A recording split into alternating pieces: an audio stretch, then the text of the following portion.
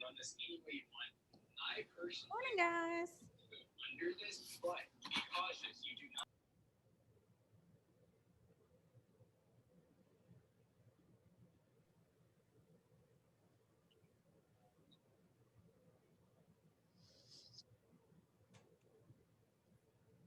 Wonder if Brendan will show up today because it's his birthday. Let's see. Who have we already got? We have got Ian. We have got Corey. We have got Christian. Birthday boy, not yet. Hayward, not yet. Troy, not yet. We have Eli. We have Nate. We have Chip. And we have Sterling and Ondarius. All right, we'll give the others just a few minutes to see if they show up.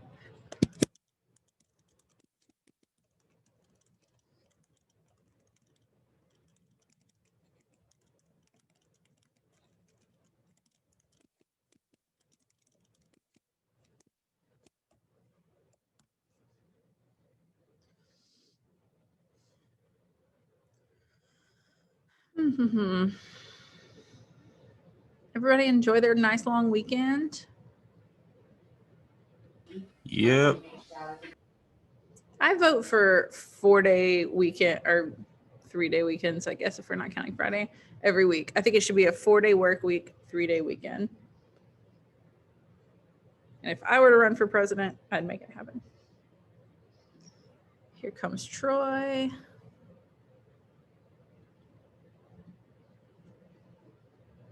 Hello, Troy.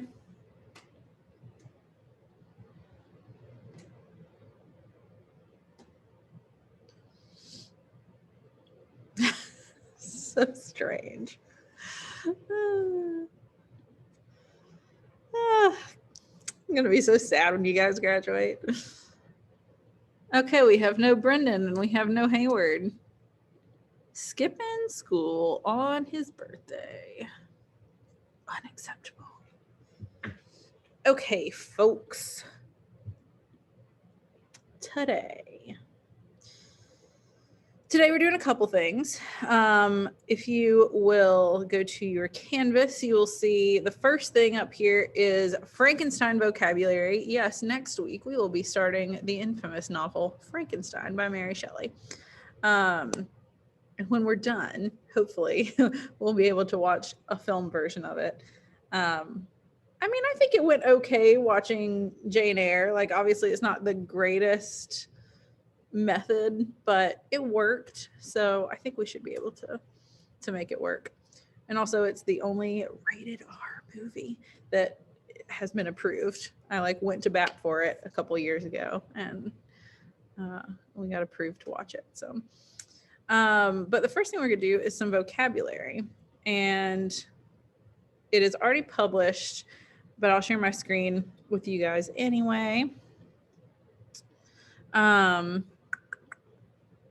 going to go through the words with you, and then I'll give you guys a few minutes to work on fill in the blank on your own. So some of these words are difficult. I don't think they're really difficult. They're just big. And there's one that the first time I taught this, I realized I had been mispronouncing it my whole life. I'll tell you about it when we get there. But I'm just going to go ahead and warn you. I think that Frankenstein is one of the hardest things I have students read. It's a really interesting story. People always wind up liking it, but generally at the beginning, not so much. Because it is really uses a lot of big words. And sometimes even I'm like, boy, she could have worded that a lot more simply. And one of these days, maybe I'll do a little bit more of a modern translation of it, but I don't really know the legality of how you get to do stuff like that. But Frankenstein's really different than the old movie, the kind of Frankenstein that we generally think of. And it's got a really cool story behind it. Yeah, a lot of words like those, Troy, except for that they're real. That's the only difference. Like the words that you see before you. So it can be a little bit of a, what's the word I'm looking for? I feel like I want to make up a word for it, like a slog to get through, at least in the beginning, but it will get better. And also, we will probably read most of it together just because it is one of those books that is a little bit more digestible when you have somebody kind of guiding you through it. So most of it we'll probably read together, but not all of it. All right, let's look at these words. The first one is emaciated, which you probably have heard before. It means abnormally thin or weak, especially because of hunger or an illness. So like you start to kind of waste away a little bit and then your body looks all thin and emaciated. Number 2 is ardor. And I made a little note with this one. The modern spelling doesn't have the U in it, modern American spelling. But in our book, it'll be spelled with the old-fashioned English OU. So we're just going to go with that. And it means enthusiasm or passion. You speak with a lot of ardor about things you care about. Number 3, really fun word, prognosticate. It means to foretell or prophesy an event in the future. You've probably heard the word prognosis before in relation to like diseases and stuff. People will say like, what's her prognosis? And what that means is what's the outlook for somebody who's sick? Like the prognosis would be she has 6 months to live or whatever. Number 4, procure, to obtain something with care or effort. You guys should see my new door. Maybe I'll post a picture of it. I procured all of these memes from SparkNotes and printed them out and laminated them and like wallpapered my door with them. It's pretty cool. Number 5, just kidding, is elixir, which is a substance believed to cure anything, like a magical or medicinal potion. Number 6 is proficiency, a high degree of competence or skill, expertise. Thinking of, we had another word earlier in the year that was like an adjective form of that, I think, but I don't remember what it was. Number 7 is rankle, which is a word I love. It's just fun to say. It means to cause persistent annoyance or resentment. Hey, Hayward's joining us. Hot dog.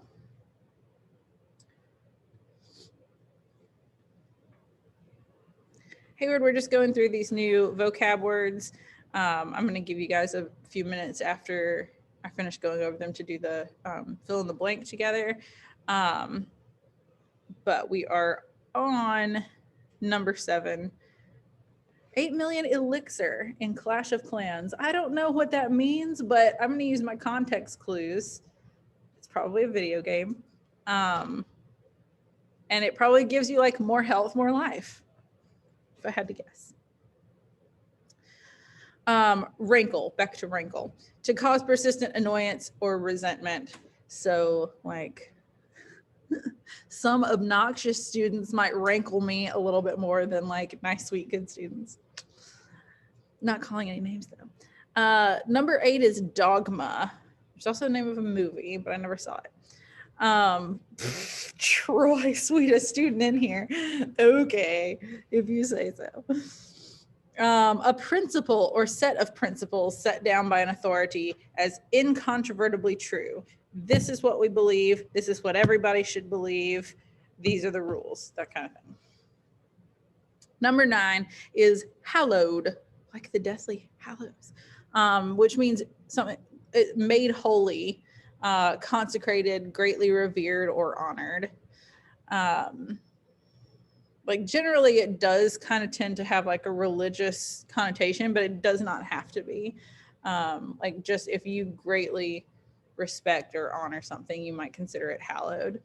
Or like, I mean, I guess this is still kind of like spiritual, but I think about like, they talk about battlegrounds, like where a lot of soldiers have died, as being like hallowed ground. And lastly, the one that I mispronounced all of my life until 2 years ago, indefatigable. It's not a fun word to say. I always thought it was indefatigable because that kind of sounds like the word fatigue, and it means persisting tirelessly. Keep going. You don't get tired. You're like the Energizer Bunny. And that makes sense to me. Indefatigable, like you cannot be fatigued, but we're pronouncing it totally differently.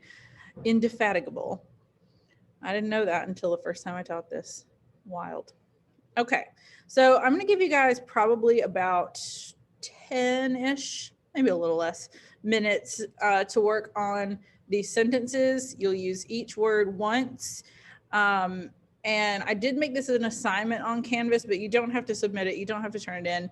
I just want to do that so that everybody had their own copy. This is just for you to study with. We have a little bit of a shorter time frame. We're still gonna do our quiz on Friday, but obviously we didn't have Monday to prepare. So it might actually work out better for you because we won't go over these words tomorrow, but then we'll go over them Thursday. So everything will be sort of fresher in your brains. I'm gonna stop sharing and mute myself for a few minutes and let you guys work on these, and I'll check in with you.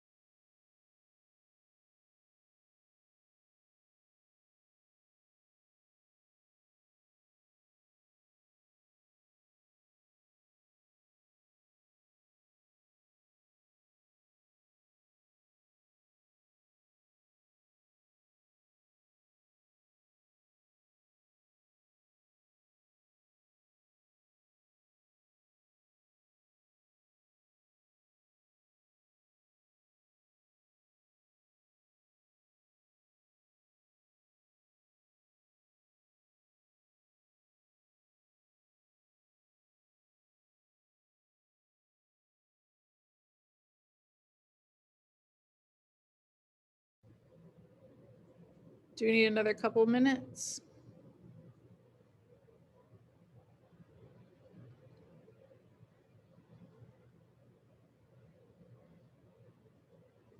All right.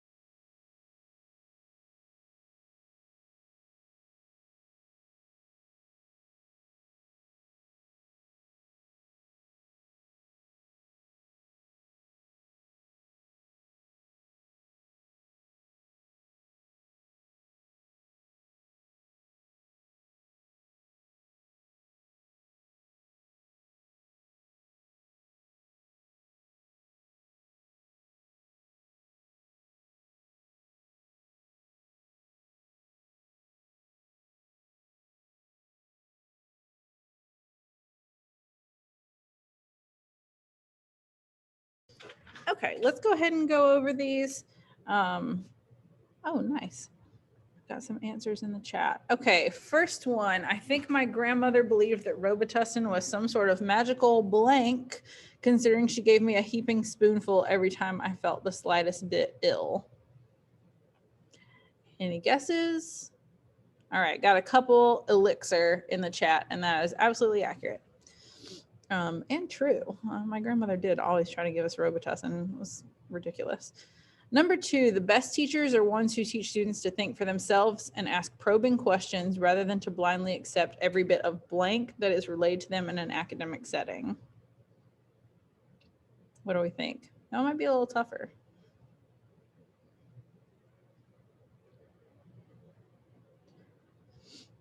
All right, dogma. That's what I have in the chat, and that is correct. Teachers who are just like, this is the right thing, this is what you should think, blah, blah, blah. These are all the rules. You should always question things a little bit. Okay, number 3. She knew she would have to follow a strict, rigorous academic plan if she was going to blank her medical degree in the time frame she had planned. If she was going to blank her medical degree, what do we think?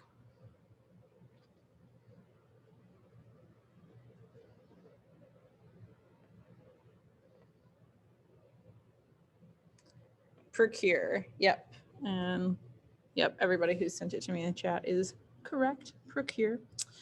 Number 4, the prisoner went on a hunger strike. That should be like the kind of a giveaway. The prisoner went on a hunger strike, but his doctors ordered him a mandatory feeding tube once he began looking blank and was unable to get out of bed. Once he began looking blank. What do we think? If he's been on a hunger strike, he's not eating, getting sick, he's probably going to look really gross and skinny, or emaciated. Yes. Okay. Number 5. Because we loved our experience at college so much. Oh, weird, Nate. Sorry about that. I don't know how to fix that. Because we loved our experience at college so much, the campus itself has been made nearly blank in our minds and hearts. Hallowed. Yes, very good. Yes, I will. In fact, I'm not showing my screen right now, am I? No.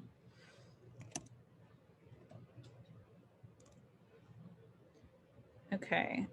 In that case, Nate and Eli, I will share it with both of you, which is what I'm doing right now. Just make sure that you have your own copy, and I'll go back over all the answers. Frankenstein. Also, if you guys haven't seen the movie Young Frankenstein, literally one of my favorite movies. It is not a horror movie. It is an old comedy starring Gene Wilder, who was the original Willy Wonka. And it's so funny. I can't stand it.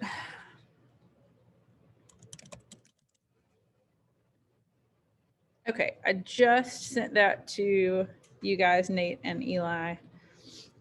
Let's continue going over all of them, and then I'll go back and just read you guys the answers that you missed. Number 6, in order to be accepted into most music programs, you must audition to prove that you have mastered a certain degree of blank on your chosen instrument. Yes, proficiency. Very good. Number 7, I wrote this like 2 years ago. This is not a true statement right now. My weather app said that there might be snow one day next week, but any person who has lived in Charleston for a significant amount of time can probably blank that the temperatures will not be low enough for a long time to create any kind of winter weather. I feel like I could write that sentence better. It's not like, it's just wordy.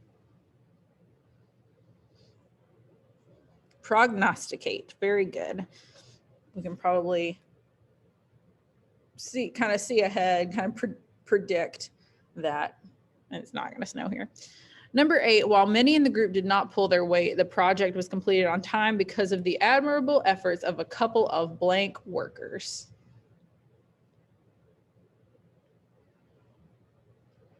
But keep in mind, we're going to be looking for an adjective here to describe the workers. If some people are not going to pull their weight, but a couple of them are really going to work hard,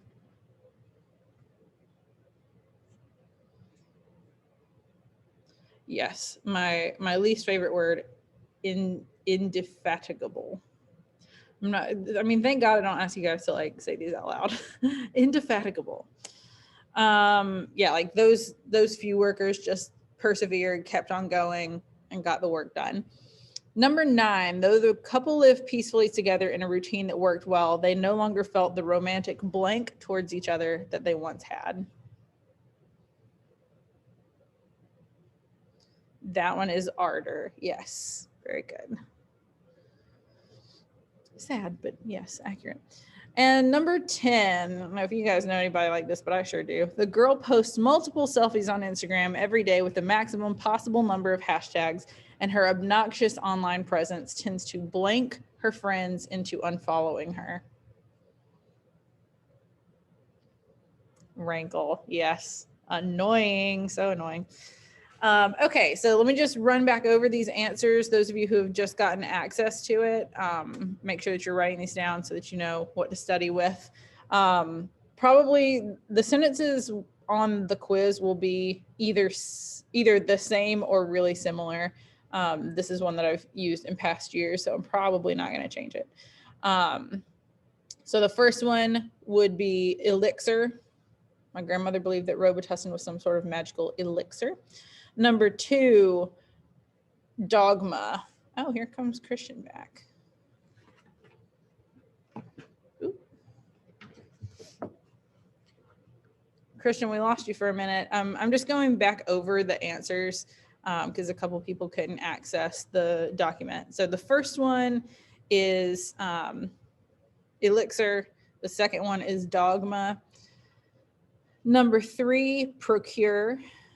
She was going to procure her medical degree. Number 4, the prisoner began looking emaciated after the hunger strike. Number 5, the campus has been made nearly hallowed in our minds and hearts. Number 6, in order to be accepted in most music programs, you must audition to prove that you have mastered a certain degree of proficiency on your chosen instrument.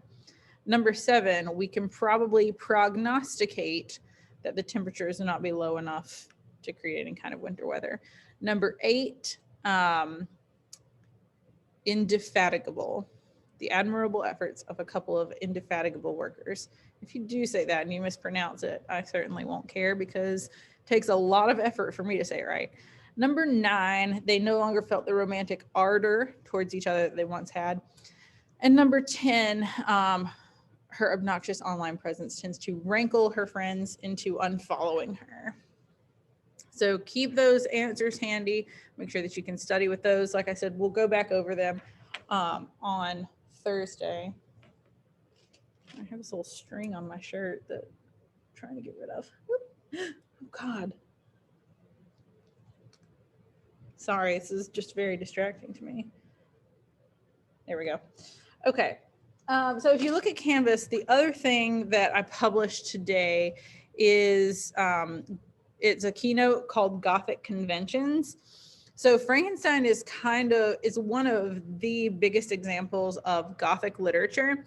And Gothic is part of the Romantic era, but it's kind of got its own set of stuff. I don't know if you guys learned about it at all last year at American Lit with Mr. Casey, but Edgar Allan Poe would be a really good American example of Gothic literature. There tends to be sort of a little bit of an overlap between like Gothic and horror.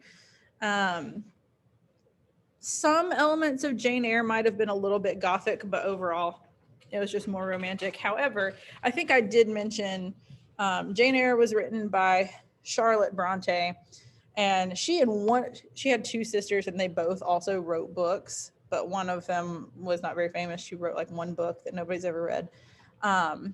Emily Bronte wrote the book Wuthering Heights, and people really see that as an example of Gothic literature, because while there is some like romantic stuff, meaning like love romantic stuff, it's all really messed up. Like the love is like really possessive, and like there's so much about revenge, and like spoiler alert, at the end one of the people dies, one of the main characters dies, and the person who loved her digs her out of her grave just so that he can like be with her one last time. It's really, really messed up, but that's a very like Gothic idea. Not necessarily like digging up your loved ones to hold them one last time, but like that kind of intersection of love and horror. That's a very Gothic idea. So what we're going to look at today, and I think we should have time to get through this. We've got like 15 minutes left. We're going to look at not, the way that all the other notes that we've looked at are kind of like, this is what this time period is about. These are the things that people valued in literature at the time. These are the ideals of the time. We're still dealing with the same time period. So we're going to look at this list of Gothic conventions, and what that is basically, these are like tools that writers use, or like common themes or motifs that pop up that you can kind of notice that thing and be like, oh, this is a Gothic characteristic. So we're going to look at these for just a few minutes. I'm going to share my screen with you guys, and I'll try to give you guys some examples, and my examples might be a little bit more like American than British. because you've already read American stuff. And also because, to be honest, I made this presentation for American literature, but there's only like one or two things on it that have to be specifically American. So we'll get through this pretty quickly. So the first thing is the frontier or wilderness. This is really like the main thing that is more American than British. Excuse me. But it still applies to British literature as well. In America, it is more like the vast frontier, because at that time we're like exploring and expanding the country. That's not necessarily true of British literature, but there's still wilderness. There's still like a wildness in nature. And we're talking about like unexplored territory. Anything that's unknown can be mysterious. That's why so many people have a fear of the unknown. There's just a mystery to it that can be kind of scary. The forest, I bet you guys talked about this last year because I know that you did the Crucible, or at least I'm pretty sure you did. The woods can be associated with evil. And the reason for that is that the woods are kind of like this place outside of normal society where you can kind of get away with stuff that you couldn't get away with in normal civilization. So you guys did read the Crucible, right? Okay. Yeah, they, like at the beginning of the Crucible, if you guys remember, the girls were like out dancing naked in the woods, and that was seen as like very sinful, and they were like getting up to some weird like voodoo spells and rituals and stuff that they couldn't have done in their normal life. So being able to just go into the woods throughout like all of literature, not just this time period, kind of represent this dark, mysterious place that you can do stuff you couldn't do in normal society. And obviously there's this threat of unknown animals, darkness, all of these unknown things. So a common theme that you're going to see is dark versus light. You're familiar with that just from normal literature too. Like that's in all literature. Dark is bad, light is good.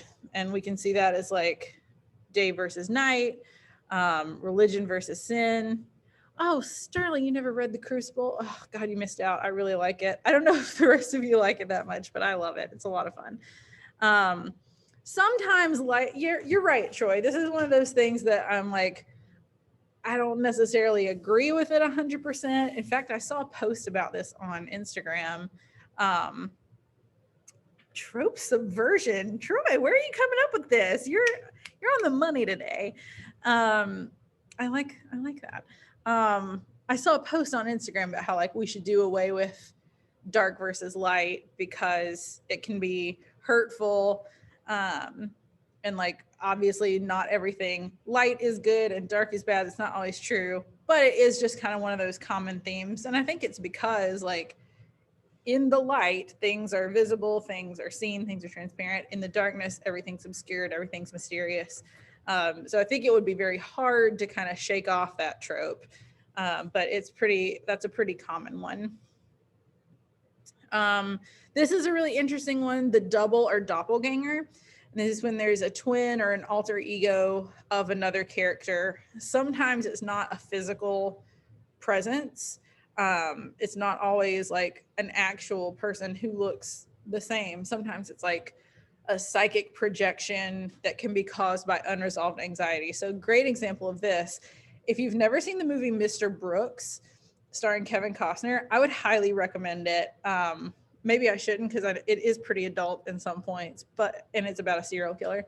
But Kevin Costner plays this serial killer, and he's got this like alter ego played by actually the guy who played Mr. Rochester. That is like it represents like the part of himself that wants to kill people. He like Kevin Costner's main character, Mr. Brooks, doesn't want to kill people. Like he hates that he is a serial killer, but he's like, I'm addicted to it. I can't not do it. And then the little other part of him will speak up and be like, you do want to kill people, and you know you do. This like hunger to kill people is inside of you. That's just one of like the perfect examples, I think, of this double or doppelganger kind of trope. Liminality. You've probably never heard that word, liminality, but it's a very cool concept. Basically, it's referring to anything that's at the borders or boundaries of recognized existence. And you can have liminal spaces, you can have liminal experiences, there can be liminal creatures, but it's those things that are like not quite one thing, but not quite the other thing. So some liminal spaces, in a very like practical way, doorways and windows, like are they inside the room or are they outside the room? It's that kind of, you can kind of think of liminality as like a doorway. Graveyards are a great example of that because it's like where dead people are housed. Like a lot of people are there, but they're not living unless you think their spirits are living. It's just sort of that, like, that's one of the reasons that they're creepy, or people think that they're creepy. Some liminal experiences, that moment when you're not quite asleep and you're not quite awake, that bit between where like sometimes you're not sure if your dreams were real. You guys are in a very liminal part of your life right now because you're transitioning between childhood and adulthood. You're not really kids anymore, but you're not quite adults. Some of you might be legally. And then you have liminal creatures, which I think those should probably be like pretty obvious. Like ghosts, they're characters, but they're not living. Werewolves are both men and wolf, but like not quite the whole thing of either. Vampires, undead, anything undead is going to be a liminal creature. Okay, the uncanny is sort of a hard thing to explain. But it's when the familiar becomes unfamiliar in an unsettling way. And this is one reason that dolls are creepy, because they're meant to look like people, but they're not people. So it looks like a person, but it's not. So it's a little bit creepy. Another example of this would be if you guys have seen the movie Black Swan, which I don't know that I would recommend. It's a very weird movie, but it's got a lot of gothic stuff for sure. And one part of it, the girl, the main ballerina, is like looking at herself in the mirror, and her face does something different than what she's doing. Like her reflection smiles at her. So that's definitely an example of uncanny, because she's looking at her reflection, knowing what she should see, but she sees something different. Degeneration, which is anytime there's a downward spiral, either morally or physically. I'm trying to think of a good example of that. Mr. Rochester is a pretty good example because he does have a physical downward spiral, like when he gets caught in the house when it's burning and is blinded and everything. But I think that moral degeneration is probably a little bit more interesting. Family, lots of stuff with family themes. Paying for past sins, like paying for what your ancestors did. The repercussions of past actions can echo across time. You can even look at this as again, I hate to give an American example, but like there's so many stories, both in literature and in life, where we can see how like the fact that slavery was such a huge part of America is still like, we're still suffering ramifications from that. That's definitely a good example. Not necessarily to do with family, but could be. And then the idea that true evil never dies, like there could be evil in your family. The depravity of man, which is the idea that man is inherently evil. We are born into an evil world. We're born evil. We can try to be good, but in the end, evil is going to win out because man is just depraved. We don't have a strong moral compass. The grotesque. Grotesque doesn't mean just gross. It means like upsetting in this exaggerated way. And so if there's a mutation of characters, plants, or animals, in fact, again, Mr. Rochester might be an example of that, because at the end he is kind of like with his eye and stuff. Oh, a good example of this from Edgar Allan Poe would be the Telltale Heart, how he kills that guy because his eye is so gross. Sterling meant to mention to everyone, but accidentally sent it to just me, that we all have that one evil Karen in our families. And I think I might agree with that.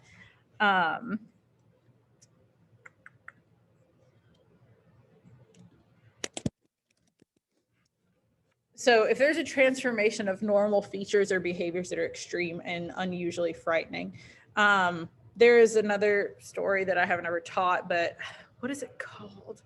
The main character of it is like this dwarf with a hunchback and an ugly eye and stuff.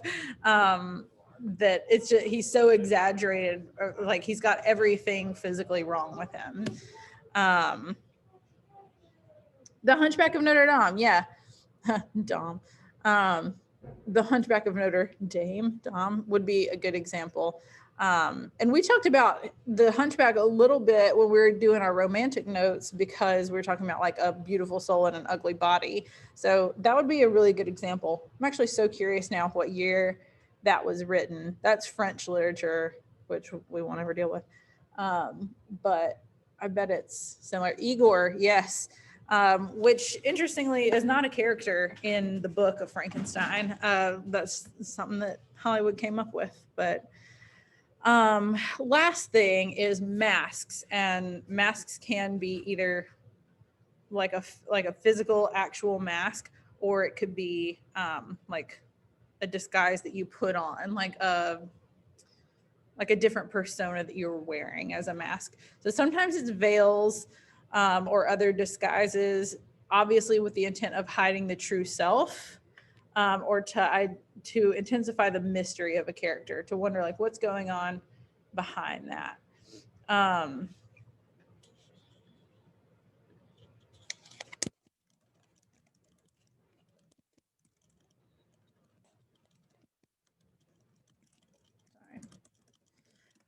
So those are things that you might just want to like keep an eye on as we start reading. And I don't think we'll actually get to start reading until next week.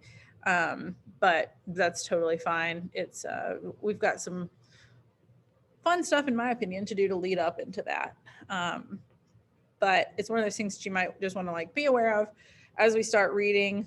You'll definitely see some stuff pretty much right off the bat that you're like, oh, these are some Gothic ideas. These are some like Gothic conventions. And like I said, Frankenstein is like the ultimate example of Gothic fiction. So it's kind of perfect. So perfect timing, because we only have 3 minutes left of class. Tomorrow, what are we doing tomorrow?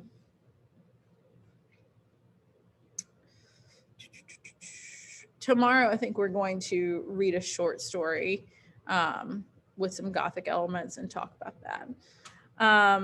Okay, so I will see you guys tomorrow. And if anybody sees Brendan, tell him I said happy birthday.